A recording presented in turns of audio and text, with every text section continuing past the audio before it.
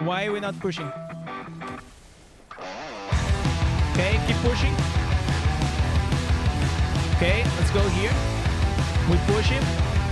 Okay, good damage, good damage, good damage. Let's kill, let's kill, let's kill. Hi everyone, Indez here. We are back on Barbarian, and today I'm gonna bring you one of the tankiest builds that got me into Legend rank. Let me show you right here, right now. I did a speed run on the stream. Everything was on the stream that you guys can go and check it out. So here we are with the 3,600. I see George already took the rank one. So hey, today on the stream, we're gonna go get it back. But let's go dive into what makes this build so good. And before diving into, I don't want to give a big shout out to my boy Crane Plays, because he's the one that came up with it. After the recent nerf in the battlegrounds, where the damage reduction was increased from 40 to 50, now tank builds are even stronger. So let's go into the skills and what makes these builds so great. So we have here Wrath of the Berserk, big and strong. And now if you don't know, now this has been fixed. Now you don't have to do, remember like when you had to do like that primarily to fix the movement speed? Now you don't have that. You're as fast as you can be without auto attacking. This is one of the best changes that they could have implemented here on the game. It was very annoying, and a lot of barbs, especially beginner ones, they didn't understand the mechanic. Then we have here the cleave. The cleave is gonna be responsible for you to do a lot of damage. It's gonna summon this spirit, and if you go next to the target, it's gonna do this cleave. Then we have the spirits. You know that I love this one. The freaking chains. This is like probably my favorite instance when it comes to the barb. Then we have the Undying Rage, because any build when it comes to barb, he has to use Undying Rage. It is super powerful. It prevents you from dying. That's pretty much it. So these are the skills. Let's go dive into the instance. Well, on the instance, like these is very interesting. We have the Inferno 2 helmet, the Corbask Center. This one, it is responsible to increase your crit chance by 19%. Well, I tested this inside the BGs and I thought it's gonna be nerfed way more, but the reality is that once I tested it out, my crit inside the BGs went from 7% to like 25%, and that's a lot, okay? Because remember, all the stats inside the battleground,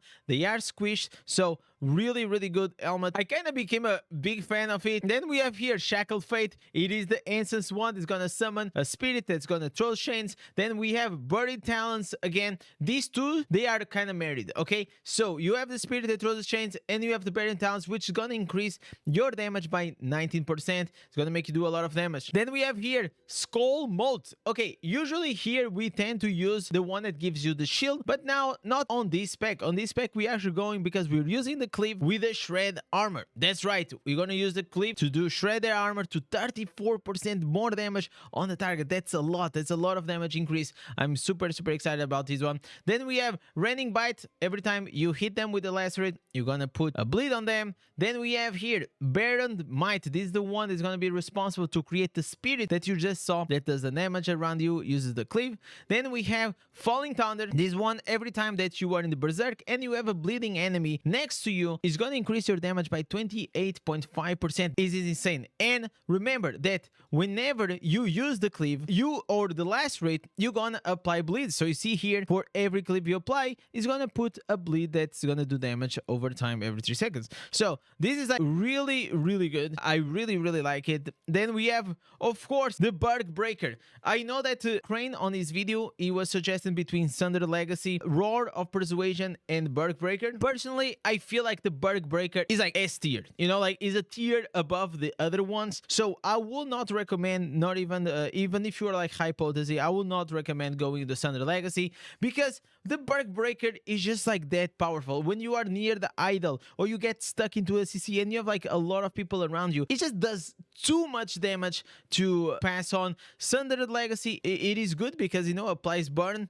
but it's just one more dot, and this one is just like, it just like keeps spinning and does insane amount of damage. I am a huge fan. So Barb Breaker, in my opinion, it is the best choice. Then we can actually talk about the substats. So right now, because I was shifting from monk to barb, I still didn't have the time to optimize all my gear, but you want to go with the 4 out of 4 Wrath of the Berserk. This is like really important, because every time you're gonna go with your Wrath of the Berserk, you're gonna start exploding. So I saw some people asking me how this actually stacks. So I'm gonna explain very briefly. When you see 1 out of 4 with a 20%, it means like if you have 1, it's gonna be 20%. If you have 2, 40%, 3, 60%, and 4 out of 4 is gonna be an incredible 80% chance to trigger this damage around your enemy. So pretty much once you have the 4 out of 4, which the best way to go and get it is to farm Oblivion Pillars. If you use like these terror answers that you have with you, just use them. It's gonna open these Oblivion Pillars, and once you kill the boss, be careful, go tanky, go safe, because if you die inside it,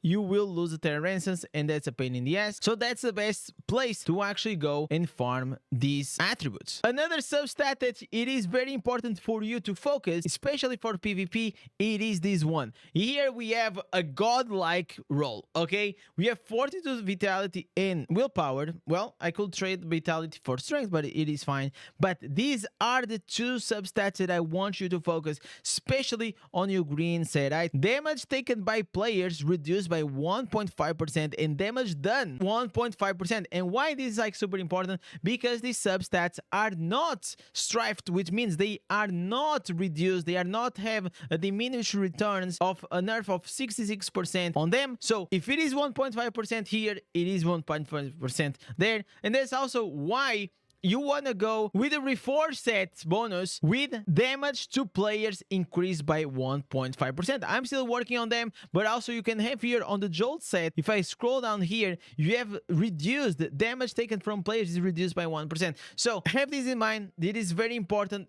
I know that it seems like it's 1% here, 1.5 there, but at the end of the day, it's gonna make a huge difference in your gear and the damage you deal, the way you're tanking. So when a lot of people ask me on the stream that I did when I was playing with the Barb or with the Monk, how can you be so resistant? Yeah, because I keep stacking these stats of dealing more damage to players and reducing the damage to players. So that's a little hack for you. So moving on to the awaken slots. Awaken slots, you already know. If you're not awakening your slots, please do. The way you do is you want to bring your gems 1, 2, or 5 stars to rank 5. They need to be at least rank 5. In my opinion, do first the 1 stars, then the 2 stars. And then if you're like been playing for a while, or if you're well, go with the 5 stars. They are pretty hard to do. So once you reach with this one to rank 5, all you want to do is go here on the blacksmith. You have here a vendor. Then on this vendor, you're going to have something that is the Dawning Echo. Once you buy the Dawning Echo, you pretty much just move into the jewelry, and then you're going to have this bonus that is going to give you 10% more damage, or it's going to give you, for example, cooldown reduction. So here, 10k plat or 1000 orbs, depends if you're a spender or a free-to-play. For me, I bought 8 of these. It was 80 plat, but it's 100% worth it to get it. If you're free-to-play, just go for this. It's one of the best boosts that you can have. And then once you have the Dawning Echo, you come here, you come to this guy, and then you're just gonna have here something on the side. It's gonna be here awaken the slot or something like that, and you use your Dawning Echo with the rank 5 gem inside, and you're gonna be able to awaken them. So another question that I also get a lot is like, what is the priority when it comes to awaken? Well, this will depend on your build, so there is not a very specific slot, but I will say like in general, the main hand should be one of the last, because the most of them, all it gives, it is this damage increase. So you see this damage increase is nice, especially if it's for PvE, but personally for me, I like to go with 10% cooldown reduction. Doesn't matter what is the skill. So in here I can go into battlegrounds and have 30% cooldown reduction, which is the cap. There is no more than 30% on this game. So I get 10% cooldown reduction here, here, and here. So these are 3 instances that they give effects to the Wrath of the Berserk, and because of that, once I put awaken slots on them, it's gonna create a 30% cooldown reduction. This is super important. Then I also have here some chains damage, then which I don't really care. Again, chain damage that doesn't really matter to me, but I care about the cooldown reduction. So again, cooldown reduction here. I feel like here we also have some damage, and here it was bolt of damage. So what did I do? Well, I put my Bloodsoaked Jade rank 2, and I put my Gloom Cask rank 1 here. So that's what I did. It is very important for you to understand how to optimize and min-max your gear to take the most benefit out of this cooldown reduction and how to take the most advantage out of your awaken gear. So moving on into what is the best green set for this. Well, Crane suggested that the best one was, and it is, in my opinion also, 4 Montebanks. Then we have here 2 Vitus, and then we have 2 banquets. So why you want to go with these and you don't want to go with like 4 pieces Vitus? Well, 4 pieces Vitus, for those that don't know, is going to increase your attack speed. But because this fact that most of the damage comes from your cleave and your Barb breaker, a lot of times you're not even going to be using your primary attack because you're going to be on CC or you're going to be on the idle. So either way, it's very hard to actually just go into a very primary attack build because you are not using the Heartless Terror. You're just using this crit. So it doesn't really matter if you're still in CC. As long as you have your skills up, you're gonna deal a lot of damage. And that's what you want. Anyone that comes around you will receive a lot of damage. If you receive damage, you're also gonna be doing a lot of Barb break, and that's what we want. The 4 pieces Montebanks, well, this is gonna give you an incredible shield. Look at this. The shield is gonna be 33% of your maximum life. So for me, I don't have a lot of life because I'm still like 950 resonance, but as you keep increasing your resonance, this life keeps scaling. If you're like a whale, you probably have what? Like I saw a whale like with 800,000 HP, more than 2 times, like 2.5 times my HP. That's just nuts, man. So have in mind, as you have more resonance, you're gonna have more HP, so you will get more value out of the shield from the Montebanks. This is really good. This procs all the time, or it feels like it procs all the time. So it's a really good way to make you safe. On the Montebanks here, it's just 2 pieces that's gonna increase 15% of your damage whenever you have continual damage effects on the target. For example, bleed, poison, all these things. And last but not least, we have Vitus Urge, which is gonna increase the duration of our beneficial effects by 30%. So it is also, in my opinion, the best set, and from my testing, it worked extremely well. So for the pets, well, it's very easy. All you need it is to get a savior pet. As long as your pet has this skill, you're pretty much done, okay? As you're free to play, just try to get a pet with a savior and you're done, okay? Nothing else matters, just savior, that's it. So now let's talk a bit about the build. Well, this is where like it changes a bit from me and Crane. I think he actually went with a more optimal setup than mine. He went, for example, with the Battle Guard, the Frozen Orb, the Spiteful Blood, Starfire, Pain Clasp. Like these are all very defensive gems, which I don't have, and I also don't have the choice to actually go and pick them because I'm free to play. It's not like I can go and I can dorm my 1 stars and 2 stars. So changing spec or builds in this case will require a lot of time, and it is just not worth it for me. So I still went and I tried to build with these gems, and it works super well. I was doing damage, I was still tanky, and that's how I like, because I don't really enjoy the fact that, you know, for me, I like to be tanky. I don't like to be like 100% pure tank that I don't do any damage. I absorb a lot of damage, but I don't do anything. So I still like to have that capability of killing someone. So going, for example, with the Mother's Lament, going with the Pain Clasp. So Mother's Lament increase your Crisp, Pain Clasp is gonna give you a damage boost if you have dots on the target. Bloodsoaked Jade is gonna give us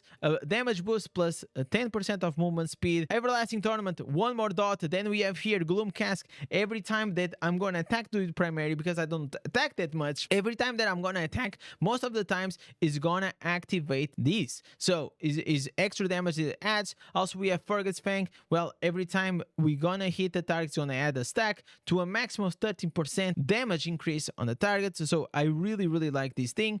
Then we have Viper's Bite, and Pain Clasp. They are really good. They work together. Viper's Bite just adds an extra dot immediately on the target. And I also went with the Berserker Eye. Well, here, usually I used to make the change from the Berserker Eye to the Misery Elixir, but I just thought that, okay, let me go and try to play with this. I know this is gonna increase the damage that I take by 5%, but because I am so tanky, I got like so many shields on me that I felt like I didn't really need it. So I added a bit more extra damage and it kind of worked. If it doesn't work for you, you might have to put like other more defensive gems. So just be aware, not every character it is the same. So please pay attention to that. Then I want to refer here a few runes that, in my opinion, are very, very important. So if you see here, you might think, oh my god, Indez, why you have like 2 blue runes? Well, I got the golden runes, but I'm not using them. If you see here, these are the 2 main hand gold runes, and I'm not using them. And you might ask why. Well, because the blue rune for the main hand, it adds 3% more movement speed. So 3% here and 3% here, it adds 60% movement speed. So I need this so I can try to put my movement speed, the passive one, to try to reach to the cap. As you see here, I got now like the 20%, but if I'm gonna go here and I take one socket out, now all of a sudden my movement speed, it is 17%. Remember, if you're playing a melee class, and even if you're not a melee class, if you're just doing PvP, remember, movement speed, it is king. If you're not capped on your movement speed, especially the passive one, most of the times you're just gonna get caught by the Tempest, by the Barb, by anyone that is just gonna run faster than you. So please try to cap this as max as you can. You have these 6% here that you can get with the blue runes very easily and very cheap on the action house. And you can also search for the movement speed, which you can get it. For example, here I got 4% on my Monty Banks Misdirection ring. So movement speed, it is king. I got 4% on the ring, 6% on the runes, plus 10% on the Bloodsoaked Jade, which gives me the 20% passive movement speed that I need. So just make simple math and you're gonna get this cap. Now for the normal gems, well, for me, when it comes to the normal gems, I always try to go with a more balanced setup. So if you see here, I only have just one red ruby because I don't really care about the life. This 2000 life, it doesn't really matter.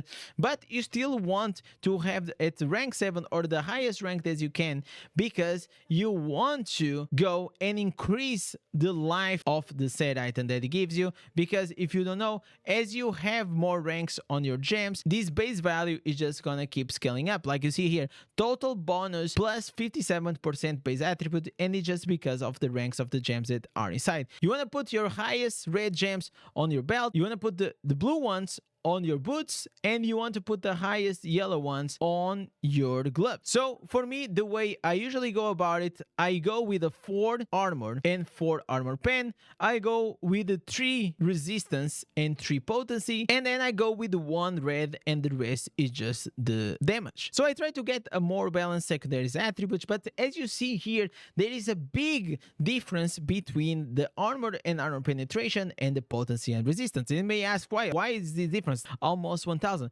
Well, it is because, like, for example, here on our auto drain that you can go, I only go here, the red one, which gives me armor penetration, the yellow one, which gives me the armor, then we have here this purplish, which gives me armor penetration and armor. So if you see here, I got 25, 25, 25, and the rest is level 1. I don't really care because I only go for this. I hear like some people, there is like ways to min-max these. For me personally, I only care about these ones and nothing else. And if I go and I check my fortitude, look at this. I got 14.6 thousand fortitude. That's a lot of fortitude. Why? Because if your item doesn't have fortitude, it sucks. Okay, literally, if you're at the end game and you want to do PvP, and if that item doesn't have fortitude, just throw it in the trash. Literally unusable. So for me, if you see here, fortitude, willpower, fortitude, willpower, fortitude, willpower. Most of my items are fortitude, willpower here, then I fortitude, willpower. So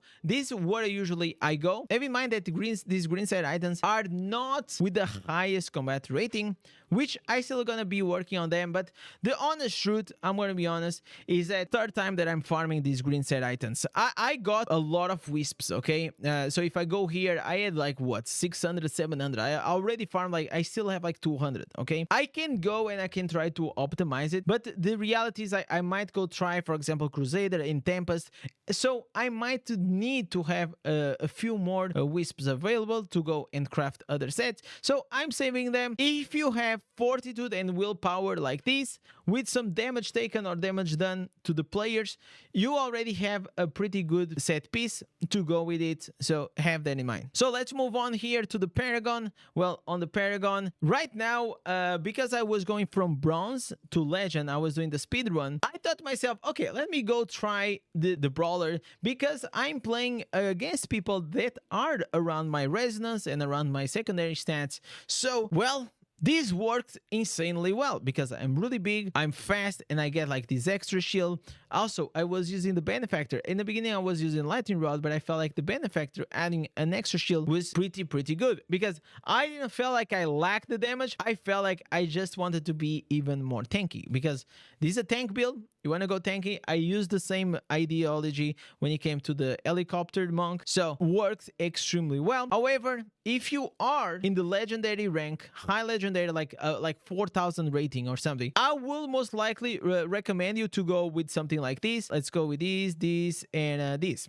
So Grizzled Veteran for you to make more damage and receive less damage. Then we have this one. If you're around people, which you are going to be because you are in the idle, it's going to reduce damage that you take. The first aid, it also comes like very clutch because it's going to heal you a lot. You have the cheat dead and you have the uncontrollable, which makes you immune to CC. This one for me, it is very powerful in comparison to the brawler, because against like 10k whales, these shields, they really don't matter. So it's much better for you to have a cheat dead, which sometimes can win you the game, then have a minor shield that's not going to do anything. But I'm still going to test this today on the stream and see how things are going. So let's talk a bit about the curse set items. Well, here I made a few changes. I'm now using the 6-piece nettle, and the change now is that I'm using ghosted. If you see here, I'm using 2 pieces. And why? This is going to create an illusion which is going to absorb part of the damage that you take for 6 seconds. So whenever you are in the idle, or you're going to be seated most of the times in the same area, it actually makes you even more tanky. So it is something that I improved. Before, I used to tell you guys to go with the 2 pieces lash, but right now, because again, this is a more passive damage with those summons, we don't attack as much with the primary, so the ghost, I think, is working better for the tank build. And for last but not least, we have, of course, here the warband. Here, all you want to go is the protector room. You want to go for this one, and this is all we need. Shepherd's burden, you already know, it's going to give you 6% more HP, but above all, it's gonna give you an increased size of 15%, so you can run faster and be stronger. Also, a very quick tip here before we go on the aquarium, just have this in mind. Your aquarium, if it's not looking like this with the pieces only with fortitude and willpower, you're not optimizing it for the PvP. So only fortitude and willpower pieces, that's all you need. It's not worth it to go for the triple set items because of the combat rating, so have that in mind. This is gonna make you way stronger, and that's how I'm able to go and pick up like this build and now go into the battlegrounds and reach to the rank 1. So if you guys want to go and watch me on stream, I'm going to be live. I'm going to be streaming very often on this channel, some PvP, some events, some updates, and also maybe some podcast lives in the future. So that's going to be very exciting. So if you guys want, please don't forget, like, subscribe. You guys are being carrying this channel. Thank you so much, so much for the support that you guys been giving, and don't forget to go and put the timestamp on the freaking comment section so I know you're a legend. So thank you so much, and I'll catch you guys on the next one. Peace.